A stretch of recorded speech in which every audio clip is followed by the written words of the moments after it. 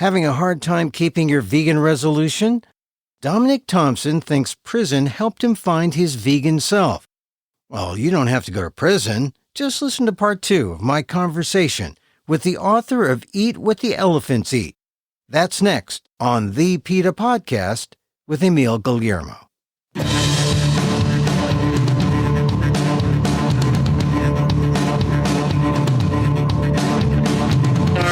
Welcome to the PETA Podcast. I'm Emil Guillermo, your host for this inside look at animal rights. Brought to you by PETA, the largest animal rights organization in the world. On today's episode, part 2 of the inspiring vegan journey of Dominick Thompson. In part 1, we talked about how the gang member found himself in federal prison. In this episode, we talk about how his experience led him to write his new book, Eat What Elephants Eat. Part 2 of my conversation with author Dominick Thompson on the PETA Podcast. Well, let's go back to the young Dominick days on the West Side. Was it a gang? You were at a gang? Was it? I was. Yep, I was. Describe. So there were guns and drugs. Yeah, it was different things. All types of influences. Let's just say that. Like, I seen my first murder at the age of 5. Obviously, I wasn't in the gang now, but my mom picking me and my sisters up from my grandmother after working a shift, her nursing shift, is when I witnessed my first and not my last act of violence. This guy getting his brains blown out right in front of our car, not too far from our car, where it was a drunk driver that hit a group of girls crossing the street, and the gangs at that time, which was the vice lords, seen it happen really in fast time and took out their guns, automatic Uzis at the time, believe it or not, and just sprayed them up. And I just seen it with my eyes. That was their way of what people don't realize. Originally, the original gangs in the Midwest and Chicago, again, we talk about some of this stuff in the book too, were created to help empower Black communities in a lot of capacities. And things kind of went south once drugs was introduced in the mid 80s and in the form of crack cocaine and more. And again, we talk about these things in the book, but yeah, at that moment, these gangs seen this drunk driver hit this group of girls, and that was just their response to show no mercy for that specific scenario. Now, you were only a drug trafficker, not a user, or a dealer, not a user, or was use a part of it as well? Nah, never used drugs in my life. I never attempted to try a drug in my life. It wasn't part of my culture. Again, this is the 80s and 90s. And believe it or not, that's one of the pillars or one of the rules of our many gangs, not to, as they rap about it, not to get high off your own supply. It's called a violation if you do participate in any drugs, because it was deemed as weakness if you are participating in these type of drugs. But also too, I'm not engineered and wired out of curiosity. I never was. I'm one of those type of human beings that you would meet that don't believe in trying to escape reality, no matter how much pressure and how much is happening in my world. I don't want to check out. Like, I'm okay. I'm a fighter, and I have always been engineered as a fighter. So to answer your question, no, I never took any drugs. So it was really this was a practice. It was make money. It was make money. It was a part of a lifestyle. It was to make money to get out of the better situation. I was not born with a silver spoon in my mouth. So yes, it was ultimately to make money, to put myself in a better opportunity. And so there you were, you got the memory of your mom and what she was telling you, the struggles of your mom. You're in college, you're moving on up, and then you get part of it. You're in some kind of sting, huh? Yeah, exactly. You hit it on the head. It was a sting. It was a sting to bring Dom in. Yeah. And I was retired. At the time. I wasn't even active, but yeah, it was a sting. And you were like 250, you're eating meat, you're just regular Dominick, but it's almost like you're calling to Yeah. to really make up for the life that you had. Yeah. Yeah. And again, that's why I prayed on it. I was trying to figure out what was happening. What is this happening? What is my calling? What does this mean? And that's when I received that clear answer. So that's when I went to work. I read a lot of books, wrote a lot of books, started eating clean, started working out, got stronger, just really rebuilt myself from the inside out to become who most people know today, for sure. And then what happened? I mean, I know it's one thing to be vegetarian and say, oh, no meat. But then you make the leap and you go vegan. Yeah. And then now you got religion. Yeah, I made the leap. So what a lot of people may not realize, the listeners at this moment, and a lot of us do, because I don't know how long you've been yourself into. Since the 80s. Since the 80s. So this is gonna click for you what I'm getting ready to say. Vegetarianism was very much interchangeable rather with veganism.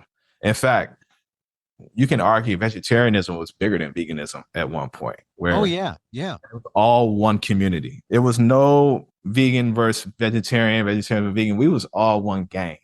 we was all one community back in those days. And obviously, once we started realizing the science and the data, all these great things that happen for this community with the books and the documentaries and the movies. That's when we started, separating and started adding labels. Like anything else, society started really growing and fostering labels in a lot of communities. And that also had an impact on our community. It was like time to separate.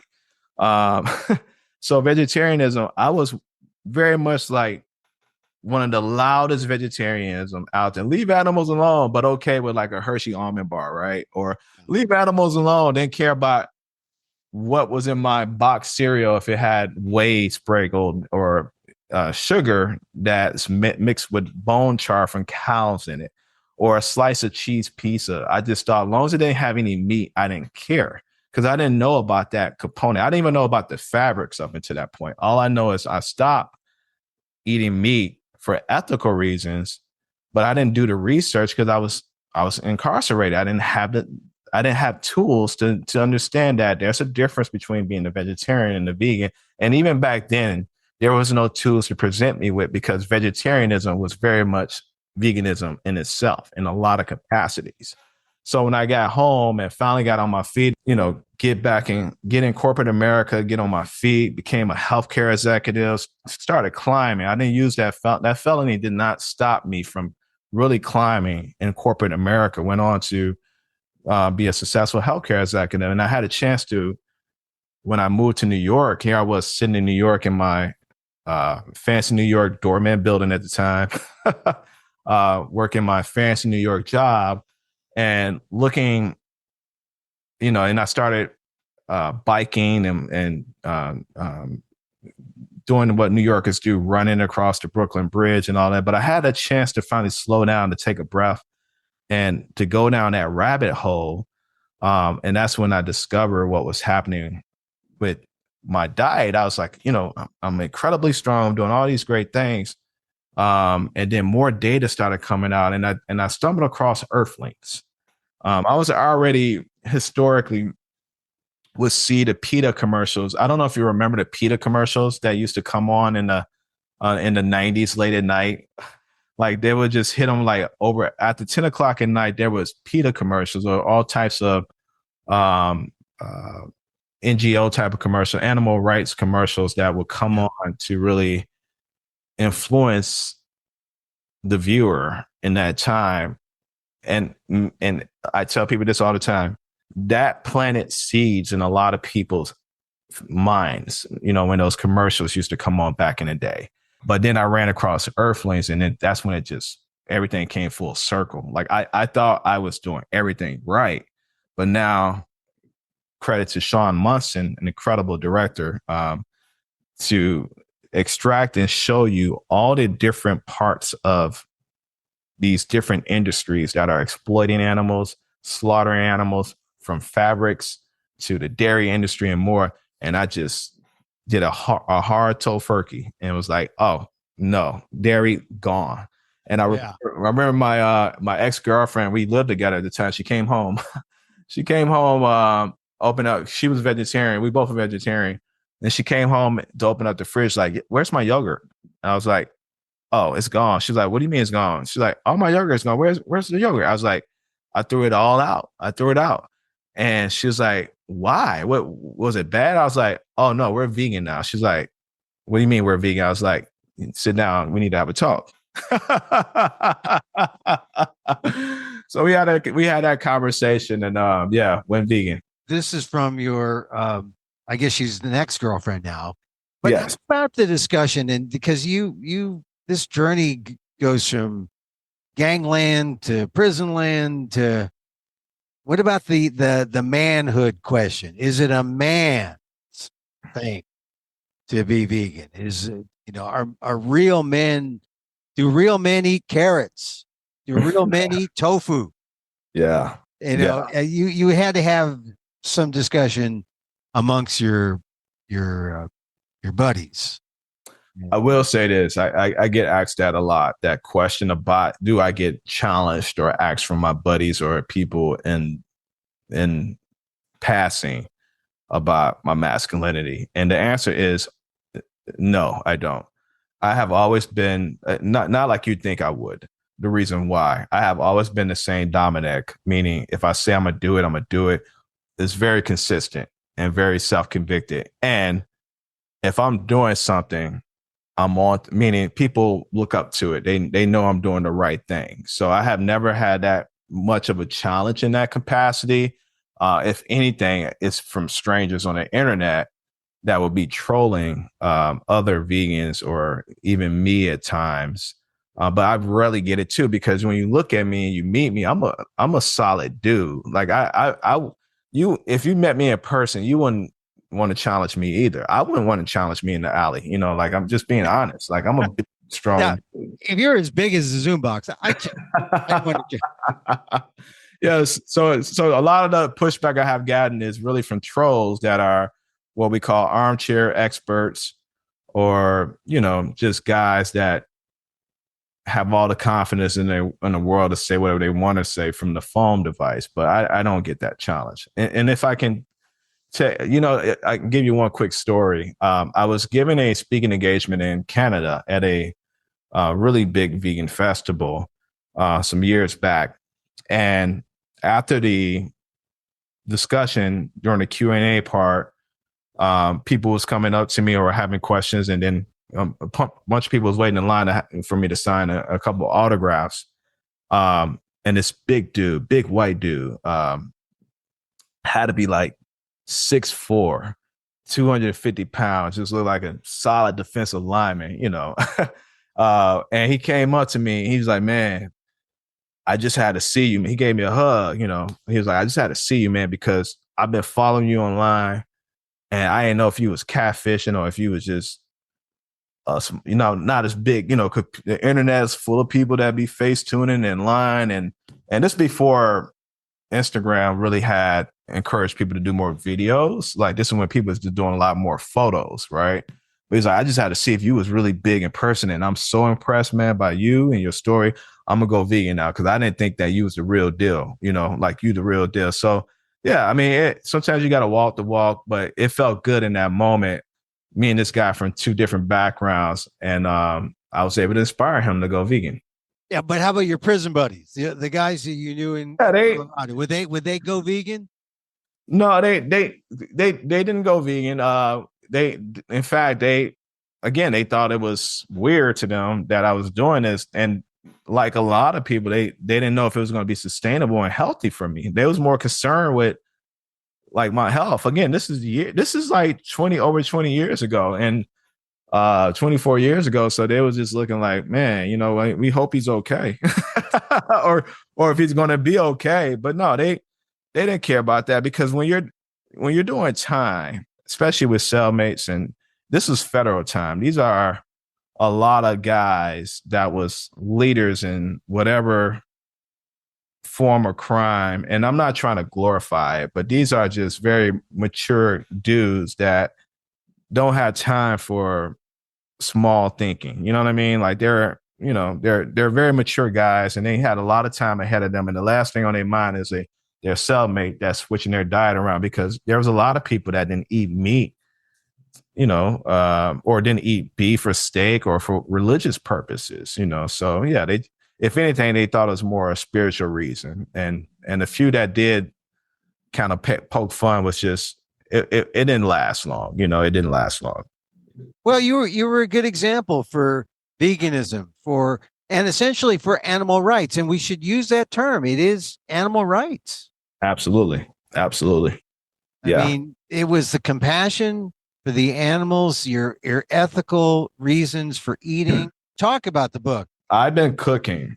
When you come from a single mother that is too busy trying to keep a roof over your head, you got to fend for yourself in the kitchen. That's just the honest to God truth. Yeah. And I had a lot of time to experiment in the kitchen. I had a lot of L's and I had a lot of W's growing up. So I'm a self-taught cook, essentially, is what I'm trying to tell you. Yes, I didn't go to school or any fancy school, but I am a self-taught cook. I've been cooking since I was a little boy. And even in prison, I used that microwave like it was like every other inmate. The things we was able to do with the microwave, there should be a documentary and case study on what inmates do with their food and microwave in the penal system and the judicial system. It's pretty fascinating what I learned to do with that microwave and some ingredients and water. Yeah. I mean, from making our own tortillas made from crushed up tortillas and using a different pastry to make the bindery. It was just fascinating stuff. It was incredible learning for me to learn from these different guys on how they made their food from their cultures and more. And then when I came home, again, it just, to me, cooking is a very holistic, organic thing that I have innately in me. I just know how to put ingredients together. Some people have it. It's almost like when you have a discussion with a photographer, you can teach them different things, but some people just have an incredible point of view. Same thing from artists. You can teach artists different 2 points and 3D points of views, but some artists just know how to look at structures and designs and have a different vision than other people. And that's me, where I applied a lot of my design and artistic ways into cooking. I just know how to pair different palettes together for sure. And so the kind of, when I think of vegetarian or vegan food, it gets complex. The fancy ones like to make things complex, and for a while they're putting things in towers. Remember? Yeah. But sometimes it's the simplest thing. Like I love well-cooked beans and well-cooked rice, and maybe some sautéed greens. But my style is very simple. But what kind of recipes? What are the standout recipes in your book that you say, look, if you're not a vegan, you got to try this because this is going to make you vegan? Yeah. That's a really good question. My favorite is the buffalo cauliflower bowls. Like, for example, the sauce and it's gluten free. I'd use a coating. I give you a batter that's gluten free coating. And one thing about my recipe that is separating us from a lot of other cookbooks and vegan cookbooks, and nothing against those cookbooks, but we take a whole food plant-based approach first, but we give you the option to use different transitional products or what we call cutting corners. So for example, the preference is to make a dill dressing made from whole cashews, right? Mm-hmm. And just water without oils or anything else. But if you need a shortcut corner, you can add mayo with apple vinegar, stir that thing up with some maple syrup and dill. You're going to present the same taste. It's just going to have different nutrients, right? Specifically. The mayo wouldn't be necessarily vegan. Or no, vegan mayo. Vegan mayo. Yes. Vegan. Okay. Yeah. Vegan mayo. Oh, absolutely. Not dairy mayo. Not egg mayo. Right. Yeah. Vegan mayo. Everything in this book is vegan.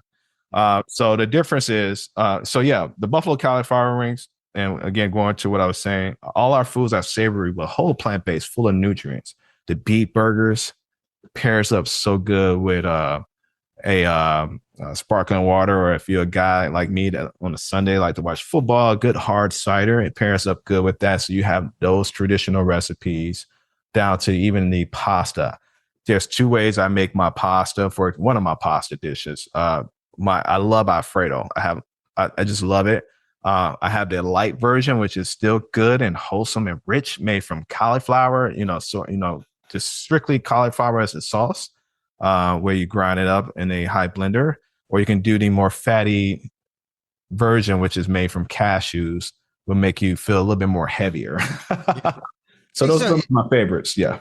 Yeah. It sounds like you're kind of into the no oil thing too, right? I know. I am not a pro no oil advocate. I think I think oil in moderation is perfectly fine. Okay. There's no, and I'm gonna go on record to say this. There's truly no, at least haven't come out to this day, true scientific evidence to show that oil is bad. I think like anything, when you get into a lot of consumption and you're consuming a lot of different things, it's gonna not be a healthy outcome. But do I personally eat a lot of food with a lot of oils? No. I don't personally, but I don't think there's nothing wrong with certain oils. And if you're going to do oil, try to do the less cooked, cold pressed ones, like the avocado oils it's a really good option. Okay. And then how about as far as desserts go? You got to have a dessert in there, right? Yeah, I got them. I got the gluten-free, what we call Jiffy Brownie, one of my favorites. The lemon cake as well, but we also have some of the classic, and those, again, everything I'm mentioning sounds like a traditional unhealthy dessert, but it's healthy. When you look at the ingredients and the directions, you're like, oh, this is pretty good and healthy. So we have those in there. It sounds interesting. I'm going to go through the recipes. My wife usually does the cooking, and I do the eating. You're a lucky man. You're a lucky man. But what would you suggest? I mean, if you're going to open a food truck or a restaurant, what's the signature dish? The Dominck. What is the Dominck? The signature Dominck dish is going to be what we call the Eat What Elephants Eat Iwi Bowl. It's a bowl of leafy kale, both the dino kale and the traditional kale as the bed of the topped on foods that we would use far as pistachios, diced tomatoes, avocado, sauteed chickpeas, smoked tempeh, hemp seeds, micro broccoli greens, sprinkled with the cashew dill dressing and the barbecue beet sauce. That's the OG bowl. That is a classic Dominick bowl for sure. Yeah, I'm into bowls now. I would have more legumes, more beans. I'm into these. We have those. Yep. Into the organic beans now, but yeah, the bowls. Sometimes we're bowling almost all the time. We're bowling. Me too. I'm bowling. I'm bowling as well with you. Probably about 70% of the time when it comes to my foods. All right, here's my. It's not really a secret, because if you go to Portland, they eat this stuff because it's made right there. But I'm a big soy curl guy. Yeah. I didn't discover West Coast thing. Soy curl is a West Coast vegan thing for sure. Yeah. I didn't know about it until like maybe 5 years ago. But man, soy curl, you could do, and that's a bowl. Yeah, I didn't know about it either till in fact, I had my first soy curl. There's so many variations of names of it, and I had my first one when I went to Portland about 8 years ago. Yeah. It's a revelation. All the other fake meats, no good. Yeah. Not as good. Not as good as the. Not as good. Well, Dominick, listen, it's been a pleasure talking to you. I can talk even more about gangland and prison land, and because it's fascinating how the journeys, how they happen, and the stories that you remember from that childhood, your mom, struggling to feed you, and stories from there, and her using her as an inspiration.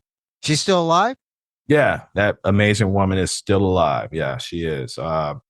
In fact, I'll be seeing her in another week and a half. And she, because of that, because of my lifestyle, my mom and a lot of other family members do eat primarily plant-based. They're not full on, but hey, I mean, look, they was influenced by me. But yeah, I'm still very, very fortunate and blessed to have my mom still in my life. Yeah. And, you bring them along as you can, when you can. And, you try not to proselytize, but you live by example, right?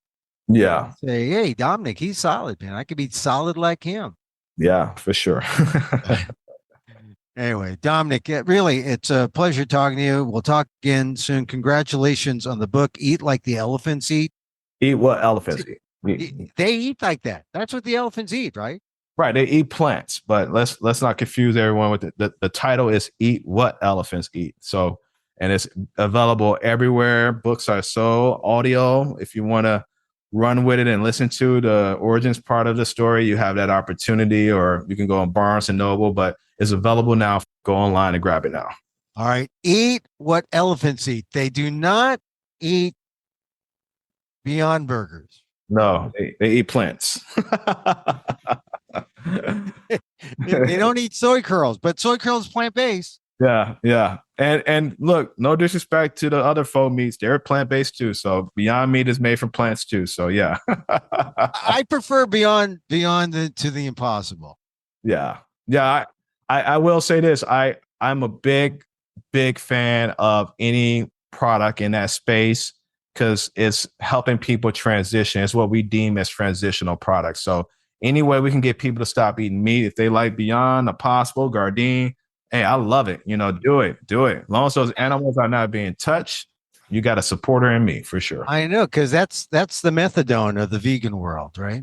For sure. Yeah. Fake meats. Yeah. All right, Dominick, good luck with the book. Thank you so much, sir. Appreciate you. Eat what Dominick eats. Yeah.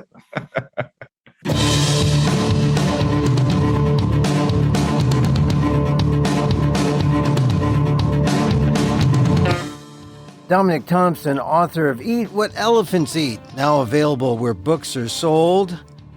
Good guy. I enjoyed talking to him. And if you think his life would make a good movie, well, hey, that's in the works as well. You should be looking for it. Oh, I know. It takes a while to get a movie, cut and edited and all that, but what a compelling story. Hope you caught part 1. If you didn't, it's the previous episode 361, but you heard part 2 and all of it should be there pretty much. Anyway, check it out. And that's it for today's show. Thank you for listening. Season 8. We're in Season 8 now. Hey, don't forget to send a link of this show to your friends. Tell them you like the PETA Podcast.